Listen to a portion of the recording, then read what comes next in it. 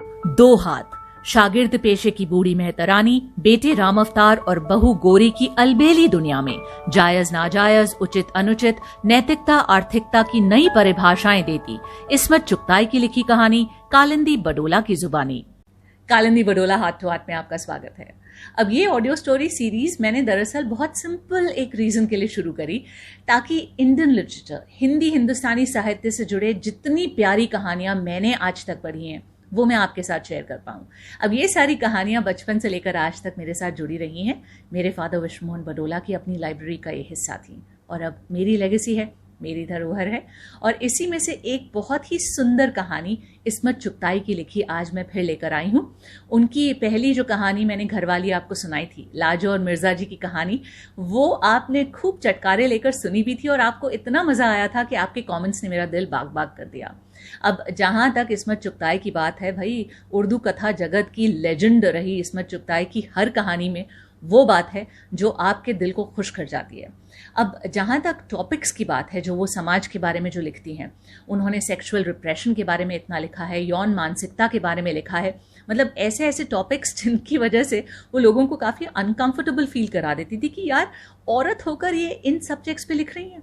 लेकिन सोचिए, अगर इस्मत चुगताई जैसे लेखक जो हैं वो ये हिम्मत ना करते और ऐसे टॉपिक्स के बारे में ना लिखते, तो हमें समाज के कितने सारे पहलुओं के बारे में समझने में शायद इतनी सुंदर कहानियों के रूप में चीज़ें ना मिलती।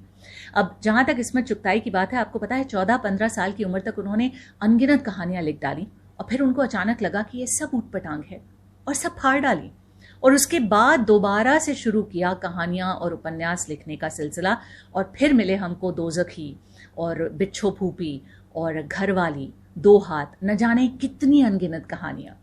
जहाँ तक इस्मत चुगताई की बात है, उन्होंने अपने हस्बैंड के साथ यहाँ बम्बई में बसना जो है स्वीकार किया था और बहुत सारी फिल्में भी बनाई साथ में। उन्होंने बहुत सारी फिल्म के स्क्रीन प्लेज भी लिखे।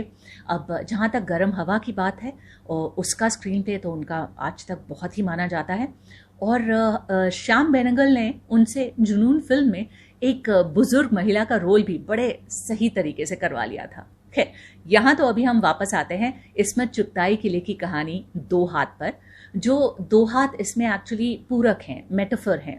अब ये कहानी है राम अवतार और उसकी माँ की, जो दरअसल सफाई कर्मचारी हैं, लोगों का मैला ढोते हैं। तो आप सोच सकते हैं कि समाज में उनका स्टेटस क्या है, कितने लो लेवल पे उनका स्टेटस रहा होगा। अब उनके लिए अपने लिए 2 वक्त की रोटी जुटाना ही अपने आप में सबसे बड़ा काम है। तो जब ऐसा आपका माहौल होता है, तो क्या सचमुच सोसाइटी के जो मॉरल्स हैं, जो एथिक हैं, सो कॉल्ड जो समाज के ठेकेदार बोलते हैं कि इस तरीके से आपकी जिंदगी होनी चाहिए, क्या आप सचमुच वैसा कर सकते हैं? या राम अवतार जैसे रहेंगे, जिसने जिंदगी में जो कुछ देखा है और राम अवतार की माँ ने जो कुछ देखा है, उन्होंने खुद अपने मॉरल्स और खुद अपने एथिक्स बना लिए हैं और उन पर वो चलना चाहते हैं। और कितनी खूबसूरती से, कितने सिंपल तरीके से वो चीज़ों को समझा जाते हैं। बस कुछ यही सार है इस कहानी दो हाथ का। आई एम श्योर आपको भी पसंद आएगी, और पसंद आती है तो फिर मुझे कमेंट्स के ज़रिए ज़रूर बताइए। चाहे आप यूट्यूब पर मेरा वीडियो देख रहे हैं, चाहे स्पॉटिफाई पर पॉडकास्ट सुन रहे हैं, चाहे किसी भी प्लेटफॉर्म पर हैं, गूगल पर हैं, एंकर एफएम पर हैं, जहाँ भी हैं, बस सब्सक्राइब कीजिए, फॉलो कीजिए, लाइक कीजिए, कमेंट कीजिए और मेरे लिंक्स को आगे शेयर कीजिए। तभी तो मेरी कहानी दूर तलक जाएगी। दो हाथ, a fascinating insight into the lives of Shagird Pesha's old sweeper lady, her son Ram Avtar and daughter-in-law Gauri, and the unique code of morality that they live by. Written by the legend of Urdu Katha Jagat, Ismat Chugtai, presented as an audio story by Kalindi Badola. Ram अवतार लाम पर से वापस आ रहा था। बूढ़ी मेहतरानी अब्बा मियाँ से चिट्ठी पढ़वाने आई थी। राम अवतार को छुट्टी मिल गई। जंग खत्म हो गई थी ना, इसीलिए राम अवतार 3 साल बाद वापस आ रहा था। बूढ़ी मेहतरानी की चीपड़ भरी आंखों में आंसू टिमटिमा रहे थे। मारे कृतज्ञता के वो दौड़ दौड़ कर सबके पांव छू रही थी, जैसे उन पैरों के मालिकों ने ही उसका इकलौता पूत लाम से जिंदा सलामत मंगवा दिया था। बुढ़िया 50 बरस की होगी, पर 70 की मालूम होती थी। 10-12 कच्चे पक्के बच्चे जने, उनमें से बस राम अवतारवा बड़ी मन्नतों और मुरादों के बाद जिया था। अभी उसकी शादी रचाए साल भर भी नहीं बीता था कि राम अवतार की पुकार आ गई। मेहतरानी ने बहुत बावेला मचाया मगर कुछ न चली, और जब राम अवतार वर्दी पहनकर आखिरी बार उसके पैर छूने आया तो वो उसकी शानो शौकत से अत्यंत अभिभूत हुई, जैसे वो कर्नल तो ही हो गया था। शागिर्द पेशे में नौकर मुस्कुरा रहे थे। राम अवतार के आने के बाद जो ड्रामा होने की उम्मीद थी, सब उसी पर आस लगाए बैठे थे। हालांकि राम अवतार लाम पर तो बंदूक छोड़ने नहीं गया था, फिर भी सिपाहियों का मैला उठाते उठाते उसमें कुछ सिपाहियाना हरकतें आन बान शान तो आ ही गई होगी। भूरी वर्दी डांट कर वो पुराना राम अवतारवा वाकई न रहा होगा। नामुमकिन है कि वो गोरी की करतूत सुने और उसका जवान खून हतक से खौल न उठे। ब्याह कराई तो क्या मुसमुसी थी गोरी। जब तक राम अवतार रहा उसका घूंघट फुट भर लंबा रहा और किसी ने उसके रुख पर नूर का जलवा न देखा। जब खसम गया तो कैसे बिलक बिलक कर रोई थी, जैसे उसकी मांग का सिंदूर हमेशा के लिए उड़ रहा हो। थोड़े दिन रोई रोई आंखें लिए सर झुकाए मैले की टोकरी फिरी ढोती। आहिस्ता आहिस्ता उसके घूंघट की लंबाई कम होने लगी। कुछ लोगों का ख्याल है कि यह सारा बसंत रुत का किया धरा है। कुछ स्पष्टवादी कहते थे गोरी थी ही छिनाल, राम अवतार के जाते ही कयामत हो गई। कमबख्त हर वक्त इठलाना, कूले पर मैले की टोकरी लेकर कांसे के कड़े छनकाती जिधर से निकल जाती, लोग बदहवास हो जाते। धोबी के हाथ से साबुन की पट्टी फिसल कर हौज में गिर जाती। बावर्ची की नजर तवे पर सुलगाती हुई रोटी से उचट जाती। भिश्ती का डोल कुएं में डूबता ही चला जाता। चपरासियों तक की बिल्ला लगी पगड़ियां ढीली होकर गर्दन में झूलने लगती। और जब यह संपूर्ण कयामत घूंघट में से बाण फेंकती गुजर जाती तो पूरा शागिर्द पेशा एक बेजान लाश की तरह सकते में रह जाता।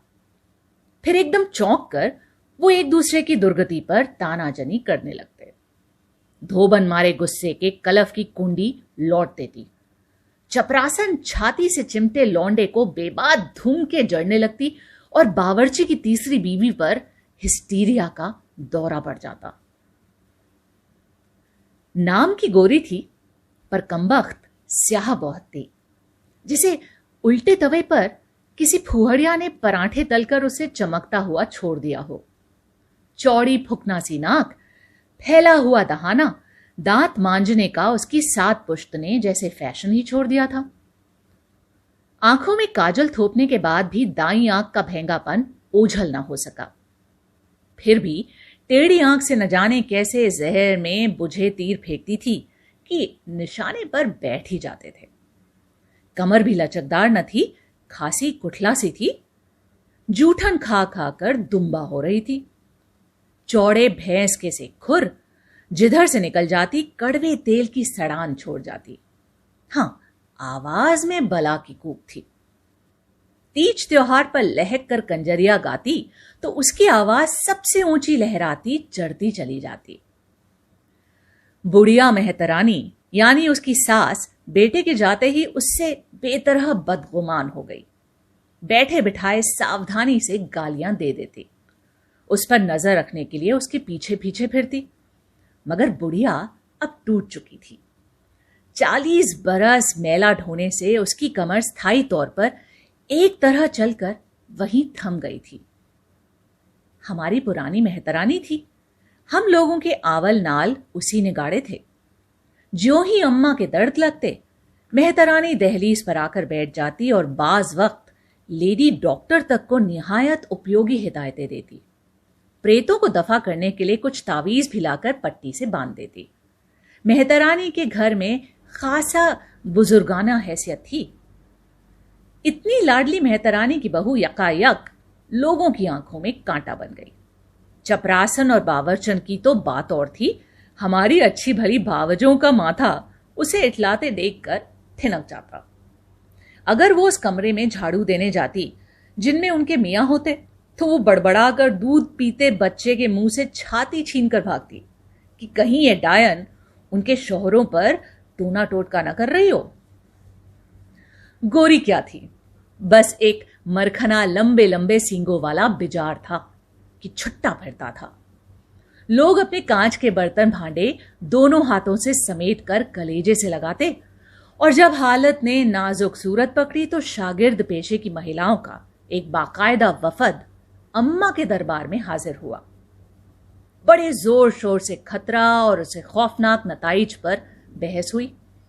पति रक्षा की एक कमेटी बनाई गई जिसमें सब भावजों ने धूमधाम से वोट दिए और अम्मा को अवैतनिक, बिना वेतन का, बिना सैलरी का अध्यक्ष का ओहदा सौंपा गया।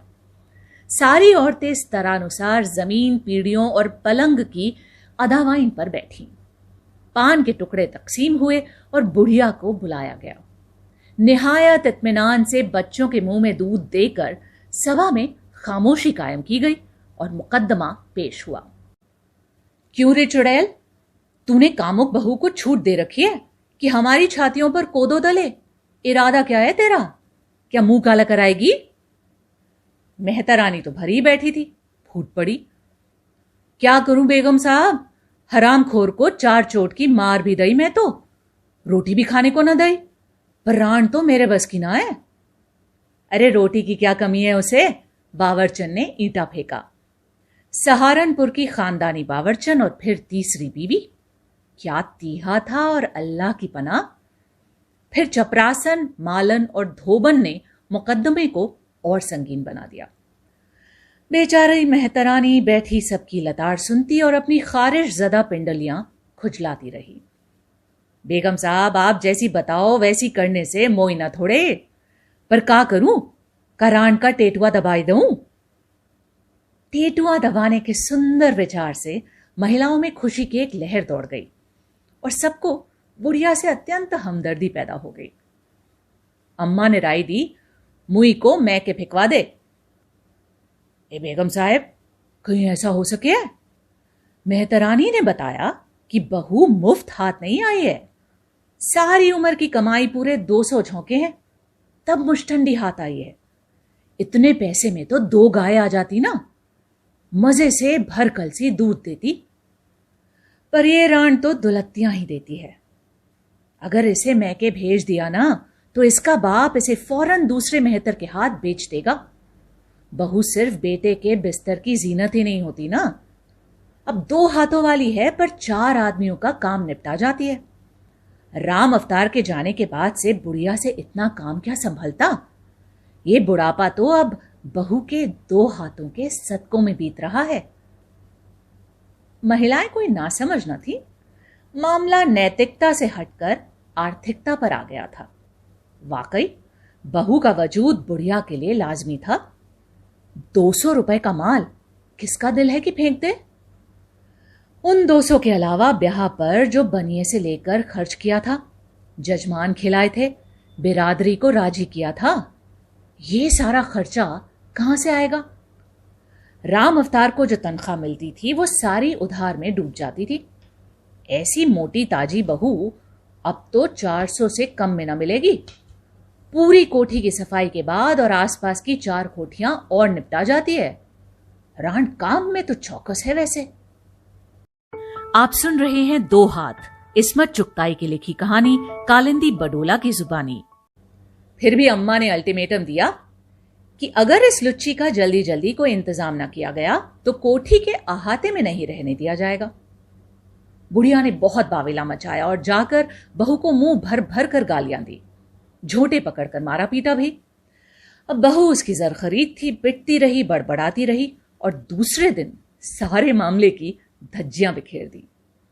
बावर्ची, भिश्ती, धोबी और चपरासियों ने तो अपने अपनी बीवियों की मरम्मत कर डाली। यहां तक कि बहू के मामले पर मेरी सभ्य भाभियों और शरीफ भाइयों में भी खटपट हो ही गई। भाभियों के मैके तार जाने लगे। गरज बहू हरे भरे खानदान के लिए सुई का कांटा बन गई। मगर 2-4 दिन के बाद बूढ़ी मेहतरानी के देवर का लड़का रतिराम अपनी ताई से मिलने आया और फिर वही रह पड़ा।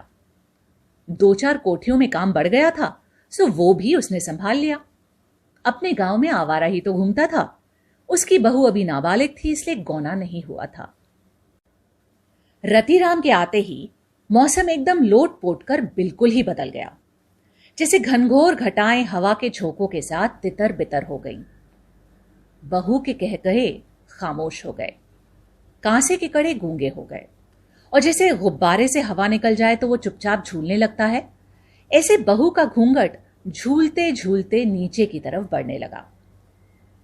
अब वो बजाय नथ बिना बैल के निहायत शर्मीली बहू बन गई। तमाम महिलाओं ने संतोष की सांस ली। स्टाफ के मर्दुए उसे छेड़ते भी तो वो छुई मुई की तरह लजा जाती, और ज्यादा आंख दिखाते तो वो घूंघट में से भेंगी आंख को और तिरछा करके रतिराम की तरफ देखती, जो फौरन बाजू खुजलाता सामने आकर डट जाता। बुढ़िया संतुष्ट अंदाज में दहलीज पर बैठी अधखुली आंखों से ये आनंददायक ड्रामा देखती और गुड़गुड़ी पिया करती। चारों तरफ ठंडा ठंडा सुकून छा गया, जैसे फोड़े पर से मवाद निकल गया हो। मगर अब बहू के खिलाफ एक नया महाज कायम हो गया, और वो अमले की मर्द जात पर सम्मिलित था। बात बेबात बावर्ची जो उसे पराठे तलकर दिया करता था, कूड़ी साफ न करने पर गालियां देने लगता। धोबी को शिकायत थी कि वो कलफ लगाकर कपड़े रस्सी पर डालता है और ये हरामजादी खाक उड़ाने आ जाती है। चपरासी मर्दाने में 10-10 मर्तबा झाड़ू दिलवाते, फिर भी वहां की गलाजत का रोना रोते रहते। भिश्ती जो उसके हाथ धुलाने के लिए कई मशके लिए तैयार रहता था, अब घंटों सहन में छिड़काव करने को कहती, मगर टालता रहता, ताकि वो सूखी जमीन पर झाड़ू दे तो चपरासी गर्दा उड़ाने के जुर्म में उसे गालियां दे सके। मगर बहू सिर झुकाए सबकी डांट फटकार एक कान सुनती, दूसरे कान उड़ा देती। न जाने सास से क्या जाकर कह देती कि वो कांय कांय करके सबका भेजा चाटने लगती।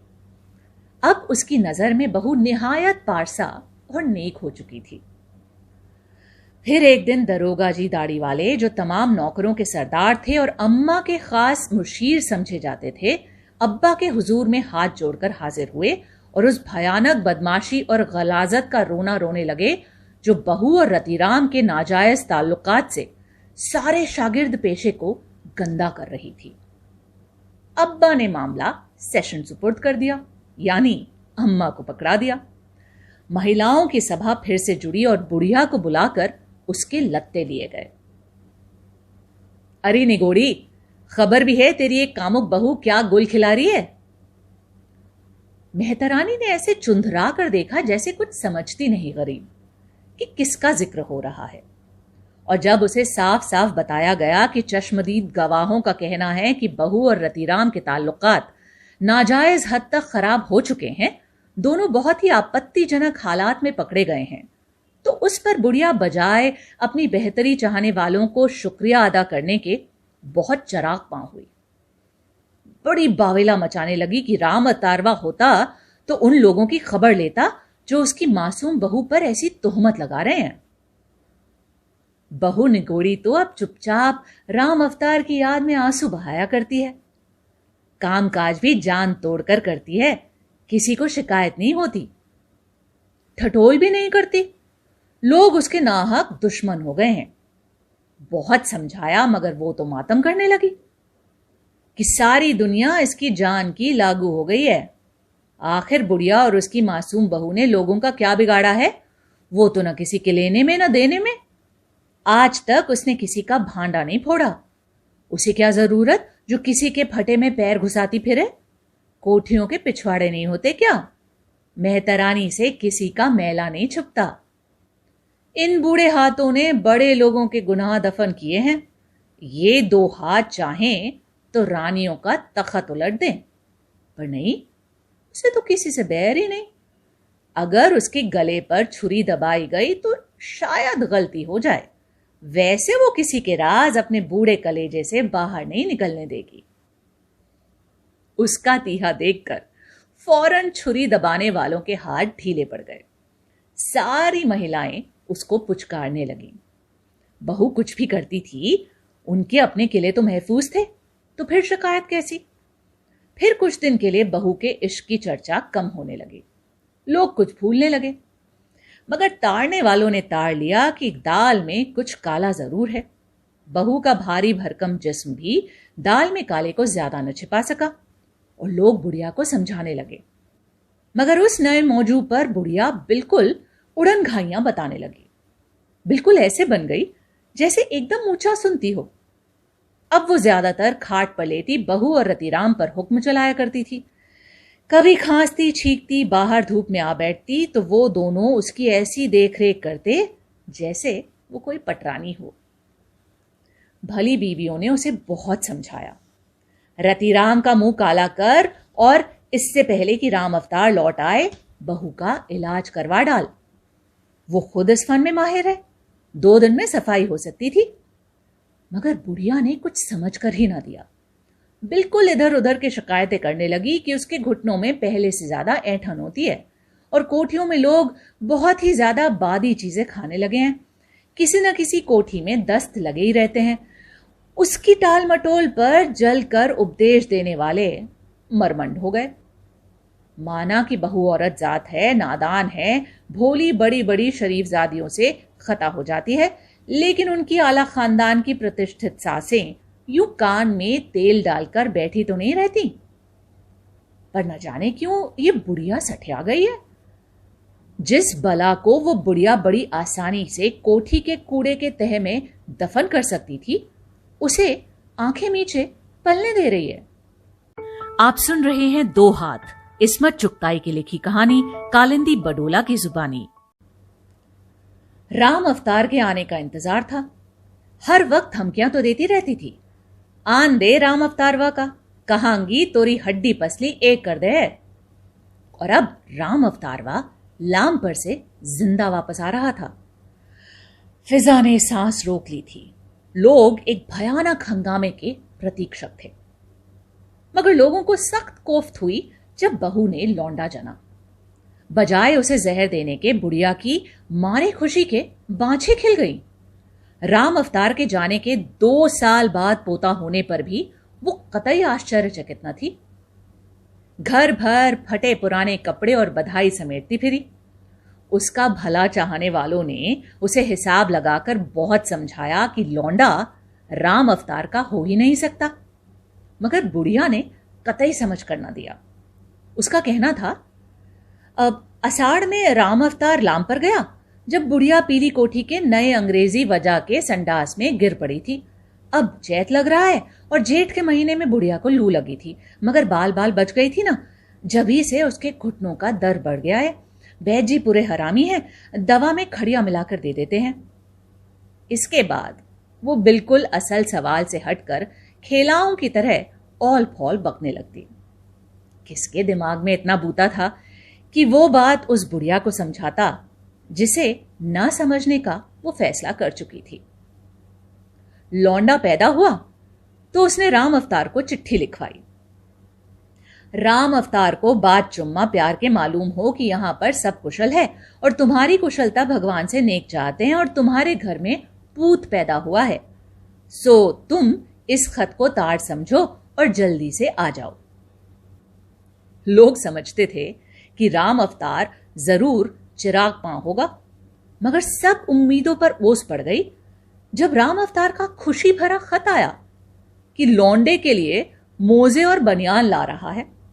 जंग खत्म हो गई है और अब वो बस आने ही वाला है।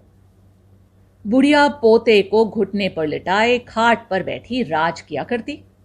भला इससे ज्यादा हसीन बुढ़ापा क्या होगा कि सारी कोठियों का काम तुरत फुरत हो रहा है, महाजन का सूद पाबंदी से चुक रहा है और घुटने पर पोता सो रहा है। खैर, लोगों ने सोचा राम अवतार आएगा, असलियत मालूम होगी। अब राम अवतार जंग जीत कर आ रहा था, आखिर सिपाही है, क्यों ना खून खौलेगा। लोगों के दिल धड़क रहे थे।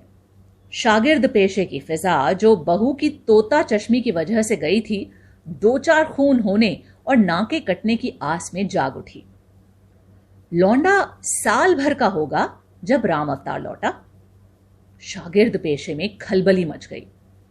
बावर्ची ने हांडी में ढेर सा पानी छोक दिया ताकि इत्मीनान से मुंह पीते का लुत्फ उठाए। धोबी ने कलफ का बर्तन उतार कर मुंडेर पर रख दिया और भिश्ती ने डोल कुएं के पास रख दिया। राम अवतार को देखते ही बुढ़िया उसकी कमर से लिपटकर चिंघाड़ने लगी, मगर दूसरे लम्हे खीसे काढ़े लौंडे को राम अवतार की गोद में देकर ऐसे हंसने लगी जैसे कभी रोई ही ना हो। राम अवतार लौंडे को देखकर ऐसे शर्माने लगा जैसे वही उसका बाप हो।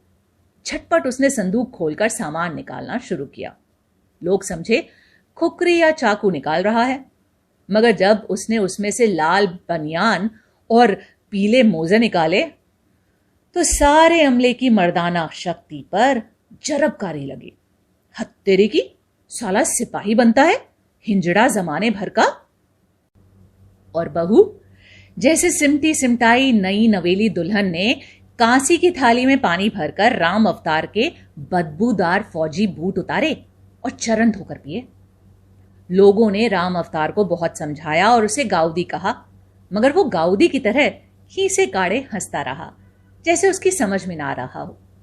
रतिराम का गौना होने वाला था, सो वो चला गया था। राम अवतार की इस हरकत पर ताज्जुब से ज्यादा लोगों ने गुस्सा किया। हमारे अब्बा, जो आमतौर पर नौकरों की बातों में दिलचस्पी नहीं लिया करते थे, वो भी जज्बज हो गए। अपनी सारी कानूनदानी का दांव लगाकर राम अवतार को कायल करने पर तुल गए। क्यों बे, तू 3 साल बाद लौटा है ना? मालूम नहीं हुजूर, थोड़ा कम ज्यादा इतना ही रहा होगा।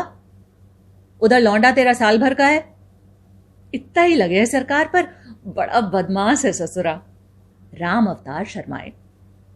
अभी तू हिसाब लगा ले। जब क्या लगाऊं सरकार? राम अवतार ने मरघिल्ली आवाज में कहा। उल्लू के पट्टे, ये हुआ कैसे? अब जे मैं का जानू सरकार, भगवान की देन है। भगवान की देन तेरा सर, ये लौंडा तेरा नहीं हो सकता। अब्बा ने उसे चारों ओर से घेर कर कायल करना चाहा कि लौंडा हरामी है, तो वो कुछ कुछ कायल हो गया। फिर वो मरी हुई आवाज में अहमकूब की तरह बोला, तो अब क्या करूं सरकार? हरामजादी को वैसे मैंने बड़ी मार दी। वो गुस्से से बिफर कर बोला, अबे उल्लू का पट्टा है तू, निकाल बाहर क्यों नहीं करता कमबख्त को? नहीं सरकार, कहीं ऐसा हो सके है? राम अवतार घिघियाने लगा। क्यों बे? हुजूर, 250-300 फिर दूसरी सगाई के लिए कहां से लाऊंगा, और बिरादरी जमाने के लिए 100-200 अलग खर्च में होंगे। क्यों बे, तुझे बिरादरी क्यों खिलानी पड़ेगी? बहू की बदमाशी का तावान तुझे क्यों भुगतना पड़ेगा? जे मैं का जानू सरकार, हमारे यहां तो ऐसा ही होवे। मगर लौंडा तेरा नहीं है राम अवतार, उस हरामी रतिराम का है, अब्बा ने आजिज आकर समझाया। तो क्या हुआ सरकार? मेरा भाई होता है रतिराम, कोई गैर तो नहीं, अपना ही खून है। निरा उल्लू का पट्टा है तू। अब्बा भिन्ना उठे। सरकार, लौंडा बड़ा हो जावेगा, अपना काम समेटेगा। राम अवतार ने गिड़गिड़ा कर समझाया। वो 2 हाथ लगाएगा तो अपना बुढ़ापा तैयार हो जाएगा ना। शर्म से राम अवतार का सिर झुक गया। और न जाने क्यों एकदम राम अवतार के साथ अब्बा का भी सर झुक गया, जैसे उनके जहन में लाखों करोड़ों वो हाथ छा गए। वो हाथ जो न हरामी है न हलाली। ये तो बस जीते जागते हाथ हैं जो दुनिया के चेहरे से गलाजत धो रहे हैं, उसके बुढ़ापे का बोझ उठा रहे हैं। ये नन्हे मुन्ने मिट्टी में लिथड़े हुए स्याह हाथ धरती की मांग में सिंदूर ही तो सजा रहे हैं। आप सुन रहे हैं 2 हाथ, इस्मत चुगताई की लिखी कहानी कालिंदी बडोला की जुबानी। कालिंदी बडोला हाथ टू हाथ में आज मैंने अपनी ऑडियो स्टोरी के रूप में आपके लिए चुनी इस्मत चुगताई की लिखी कहानी 2 हाथ। अब 2 हाथ कहानी जो है, देखने में आपको लग सकता है कि अरे यार, ये तो राम अवतार की कहानी है, जो आर्मी में गया और पीछे जो है उसकी बीवी का उसके भाई के साथ अफेयर हुआ और उसके बाद एक नाजायज बच्चा हो गया, और इसीलिए सारी की सारी जो आसपास के समाज वाले हैं वो उसको समझाने की कोशिश करते हैं कि भाई तेरे साथ तो बहुत गलत हो गया है, बहुत बुरा हो गया है। लेकिन राम अवतार, जिसकी अपनी जो लाइफ की ट्रेजेडीज हैं वो बहुत अलग हैं, जो उसकी लाइफ के जो फैक्ट्स हैं और जिस तरीके से वो जी रहा है, जिन अभावों में उसकी ज़िंदगी रही है, उसके लिए ये सारी चीज़ें मैटर नहीं करती हैं। ये एथिक्स और मॉरल्स जो हैं वो एक बहुत ही बड़ी लग्जरी है जो आसपास वालों के लिए हो सकते हैं, राम अवतार के लिए नहीं है। वो इसीलिए सिंपली बोलता है ना कि ठीक है, मैं जानता हूँ कि ये बच्चा नाजायज़ हो सकता है, लेकिन ये मेरे लिए वो 2 हाथ है जो मेरी ज़िंदगी का सहारा बनेंगे, मेरे बुढ़ापे का सहारा बनेंगे, तो मुझे मेरे हाल पर छोड़ दो। बात सिंपल सी है। और कहीं पर यही बात मैटर करती है कि हम जो हैं सारे के सारे कितने जजमेंटल हो सकते हैं अपने आसपास चीज़ें देखकर, लेकिन हम ये नहीं सोचते कि हमारी रियलिटी और दूसरे की रियलिटी में शायद अंतर है। राम अवतार और उसकी माँ की रियलिटी में अंतर है। उनको 200 रुपए कहीं से, जो उनकी जिंदगी भर की कमाई भी नहीं थी, उनको उधारी लेकर तो अपने लिए एक बहू खरीद के लानी पड़ी। गौरी की जो रियलिटी है, सोचिए कि उसके बाप ने उसको बेच दिया, और जब वो उसका हस्बैंड जो है वो आर्मी में चला जाता है तो पीछे जो है वो अपनी सास के साथ परेशानियों में जी रही है। उसका जो देवर आता है वो उसको टेम्पररी पत्नी बनाकर रखता है। आसपास वाले समाज वाले, सो कॉल्ड जो समाज के ठेकेदार हैं, वो उस पर बुरी नज़र रखते हैं। तो बेसिकली उनकी रियलिटी बहुत डिफरेंट है ना। तो उन पर ये मॉरल्स और एथिक्स का जो ताना बाना है, उसका बोझ डाल के कोई फ़ायदा होने वाला है क्या? और जहाँ तक 2 हाथ की बात है, मेहतरानी जो है उसने पूरी ज़िंदगी मैला ढोया, बेटा राम अवतार बड़ा हुआ तो उसके 2 हाथ साथ में जुटे। गौरी आई तो राम अवतार और मेहतरानी के लिए जो है काम आसान हुआ, और राम अवतार को सिर्फ लौंडा जो है, उसका जो लड़का है, वो 2 हाथ के रूप में दिखता है कि उसका बुढ़ापा तो अब सुधर गया। आपका क्या सोचना है इस कहानी के बारे में? मुझे जानने की बहुत उत्सुकता रहेगी। चाहे आप YouTube पर वीडियो के रूप में देख रहे हैं या Spotify पर पॉडकास्ट के रूप में सुन रहे हैं, एंकर FM पर, गूगल पर, किसी भी प्लेटफॉर्म पर, तो प्लीज़ मुझे सब्सक्राइब कीजिए, फॉलो कीजिए, लाइक कीजिए, कमेंट्स अपने छोड़िए और मेरे लिंक्स को आगे शेयर कीजिए। तभी तो मेरी कहानी दूर तक जाएगी।